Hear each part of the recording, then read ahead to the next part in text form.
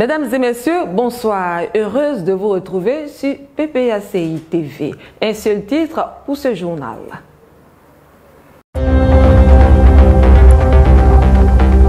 Début du contentieux électoral depuis le 22 mars dernier. Les Ivoiriens sont invités à se rendre dans les différents centres d'enrôlement. Le contentieux électoral est ouvert depuis le 22 mars 2025 et se poursuit. Qu'est-ce que le contentieux électoral et pourquoi suivre son déroulement? Les explications avec Françoise Rabé. Le Code électoral ivoirien dispose en son article 12 que tout électeur inscrit sur la liste d'une circonscription électorale peut réclamer l'inscription d'une personne omise. Tout électeur a le droit de réclamer la radiation d'une personne décédée, de celle qui a perdu sa qualité d'électeur, de celle dont la radiation a été ordonnée par décision de l'autorité compétente ou d'une personne indûment inscrite. Depuis le samedi 22 mars 2025, s'est ouvert le contentieux sur la liste électorale provisoire. Lors de son dernier secrétariat général le 22 mars dernier, le Parti des peuples africains Côte d'Ivoire, par la voix de son président exécutif Sébastien Dano Diédié, a demandé à tous les responsables territoriaux et cadres des différentes régions de veiller au bon suivi et au bon déroulement du processus dans les localités. En effet, le contentieux électoral concerne les personnes ayant été omises de la liste électorale, les personnes ayant changé de lieu de vote parce que ayant changé de résidence, de lieu d'habitation, de ville, de commune. Le contentieux concerne aussi les personnes décédées, toujours présentes sur la liste électorale. Ces personnes décédées dont seuls les parents peuvent apporter la preuve du décès.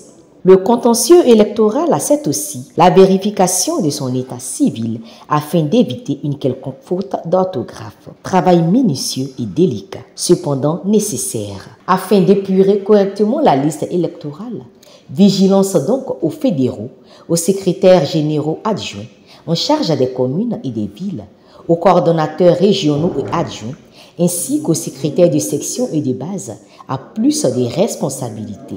En se rendant dans les centres d'enrôlement afin d'aider les militants et sympathisants à faire toutes les démarches relatives aux différentes réclamations, car il y va de la détermination de tout un chacun afin de garantir des élections crédibles. Élections crédibles qui passent forcément par une bonne liste électorale consensuelle, ce qui n'est pas le cas dans l'état actuel des choses. Le président exécutif Sébastien Dano Diédié, accompagné du secrétaire général Jean-Gervais Tchéidé, était en réunion avec les responsables de CEF, Sentinelle antifraude du PPACI, dirigé par Maître Abiba Touré et les membres de la commission électorale et application numérique CAP, dirigée par Kazadja.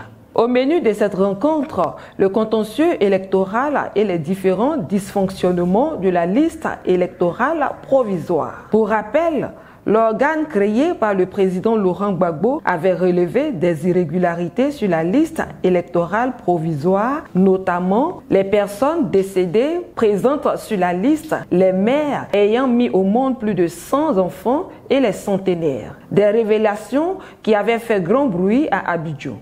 Cette liste électorale remise le 17 mars dernier aux partis politiques et organisations de la société civile est-elle exempte de reproches? C'est l'objectif de cette rencontre de ce jour au siège du PPACI entre les responsables du parti. Pour amorcer leur développement, certains pays africains ont recours aux institutions de Bretton Woods pour s'endetter. Le gouvernement Macky Sall, durant sa gouvernance, a caché au peuple sénégalais 7 milliards de dollars de dette, ce qui nous interpelle sur la situation d'endettement de la Côte d'Ivoire. Ange Abraham. L'encours total de la dette de l'administration centrale budgétaire s'élève à 18 558,91 milliards de francs CFA au 31 décembre 2023 et représente 99,67% du PIB, un taux supérieur au montant annoncé par le précédent régime expose le rapport sur la période allant de 2019 au 31 mars 2024. Le déficit budgétaire qui était annoncé par l'ancien gouvernement est inférieur à celui reconstitué par la Cour des comptes. Le chiffre recalculé par la Cour pour l'année 2023 est par exemple de 12,3% contre 4,9% annoncé. La Cour dit avoir constaté des discordances sur l'encours de la dette publique, des anomalies dans les surfinancements de projets opérés par l'État et des manquements dans la gestion de ses dépôts bancaires. Elle note aussi une dette bancaire importante contractée hors circuit budgétaire et non retracée dans les comptes de l'État et des tirages sur ressources extérieures supérieures à ceux chiffrés par l'ancien gouvernement. Une équipe des services du FMI, dirigée par M. Edouard Gemayel, a effectué une mission au Sénégal du 18 au 26 mars 2025 afin d'échanger avec les autorités sur les conclusions du rapport d'audit de la Cour des comptes publié le 12 février 2025. Cet audit approfondi a examiné l'exécution budgétaire sur la période 2019-2023 et confirmé des déclarations erronées importantes des déficits budgétaires et de la dette publique. Selon le chef de la division Afrique du FMI, Edouard Gemayel, 7 milliards de dollars de dette, soit environ 4 256 milliards de francs CFA, ont été cachés durant le dernier mandat de Macky Sall. Au regard de cette situation, nous sommes tentés de nous demander ce que réserve aux populations le gouvernement ivoirien. En effet, la Côte d'Ivoire totalise à ce jour plus de 35 000 milliards de dettes. Un niveau de dette très inquiétant pour les Ivoiriens, mais cela ne met point le gouvernement qui ne fait que justifier ses emprunts à travers des théories qui ne tiennent pas la route. Au lieu de chercher à maîtriser la dette, nos gouvernants ont plutôt d'autres projets de crédit. Les Ivoiriens sont à l'heure du bilan et le choix qui garantit leur avenir à l'issue de l'élection de 2025. Le président Laurent Gbagbo, candidat du PPACI, reste le meilleur choix pour la Côte d'Ivoire.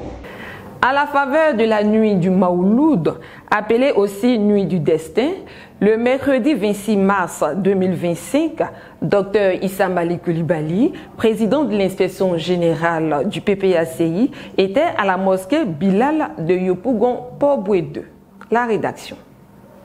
Les fidèles musulmans, comme il est de coutume, se retrouvent chaque année entre frères et sœurs pour célébrer la nuit du destin dans la foi musulmane partout en Côte d'Ivoire. Pour joindre l'acte à la parole, Dr Issa Malik Coulibaly, président de l'inspection générale du parti, a choisi la mosquée Bilal de Yopougon Port-Boué 2 de l'imam Idriss Koudous pour célébrer cette nuit du destin le 26 mars 2025. Moment spirituel important pour tous les musulmans en général et pour le ministre Issa Malik Coulibaly en particulier, il était accompagné d'une importante délégation. Pour Dr Issa Malik Coulibaly, au-delà des prières et des moments de méditation, la mosquée de Cheikh Idriss Koudous a une signification particulière pour lui. Cela trouve son origine dans les liens historiques et familiaux profonds et sacrés qui se perpétuent.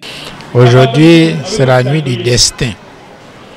C'est une nuit, comme chacun le sait, qui est extrêmement importante pour la communauté musulmane et pour les musulmans, parce qu'elle vaut à elle seule 1000 mois d'adoration. Et en ce qui concerne ma présence ici aujourd'hui, au lieu que ce soit ailleurs, c'est une raison familiale. Et c'est cette raison familiale qui fait que je suis avec les parents qui sont autour de moi. Et vous reconnaissez à ma gauche le fils de l'imam Idriss Koudous, mon grand frère, rappelé à Dieu il y a 3 ans maintenant. En venant ici, je suis venu représenter la famille Koné de Korogo, famille à laquelle appartenait l'imam Idriss Koudous Koné, avec qui j'ai eu une excellente relation durant son passage sur terre. Je me sentais infiniment honoré quand déjà au ministère de la Santé, il passait me saluer. Je me sentais extrêmement honoré quand à la maison ou ailleurs on se voyait pour différentes cérémonies de famille. Il a beaucoup prié pour moi quand j'étais en exil. Il lui a rendu visite en France quand il était malade. Il lui a rendu visite ici quand il est revenu et j'ai eu l'honneur de l'accompagner lorsque Dieu l'a rappelé. Et depuis ce départ, je suis constamment aux côtés de sa famille et c'est à ce titre que je suis venu ce soir. Dr Issa Malik Coulibaly a manifesté un grand respect et exprimé une gratitude envers l'imam Koudous, figure emblématique de la mosquée et de la communauté. C'est reconnaissant à tous ses actes de bonté envers lui qui ne laisse aucune occasion de lui rendre hommage. Une nuit du destin au cours de laquelle Dr Issa Malik Coulibaly et les fidèles de ce jour se sont imprégnés dans la lecture du Saint-Coran. Un moment intense qui a permis aux participants de mieux comprendre la signification du Coran par l'imam. Pour la paix, la réconciliation et la stabilité en Côte d'Ivoire, particulièrement en cette année électorale, Dr Issa Malik Coulibaly a demandé aux imams d'adresser des prières à Dieu. J'ai demandé aux imams de prier pour le repos de son âme, de prier pour la Côte d'Ivoire qui rentre dans une année électorale pour que cette année soit apaisée et pour prier également pour l'ensemble des musulmans et des croyants de ce pays parce que par la volonté de Dieu, chrétiens et musulmans sommes actuellement en période de carême. Et j'ai eu la chance de pouvoir assister à la lecture intégrale du Saint-Coran. J'ai eu la chance également, conformément au programme, d'assister à la conférence qui a été prononcée par l'imam Koné de cette mosquée et qui a expliqué l'importance de la nuit du destin. J'ai eu la chance de profiter des prières qui ont suivi la lecture du Saint-Coran et je suis vraiment heureux d'avoir pu venir ici. Je souhaite une bonne fête à tous et je souhaite que Dieu nous bénisse nous tous. Pour terminer, Dr Issa Malik Coulibaly a souhaité à tous les musulmans une bonne et excellente fête et a prié pour la Côte d'Ivoire, les leaders politiques et surtout son leader, le président Laurent Gbagbo. Placé sous le signe de la piété, de la solidarité et de l'hommage, cette nuit du destin a permis de renforcer les liens entre les membres de la communauté tout en exhortant les Ivoiriens à vivre la foi. La fête de la Renaissance se tiendra finalement les 11 et 12 avril dans la région des Grands Ponts, dans la ville de Dabou. Fête statutaire qui, cette année électorale, aura une autre connotation par ce rassemblement de prise de décision majeure.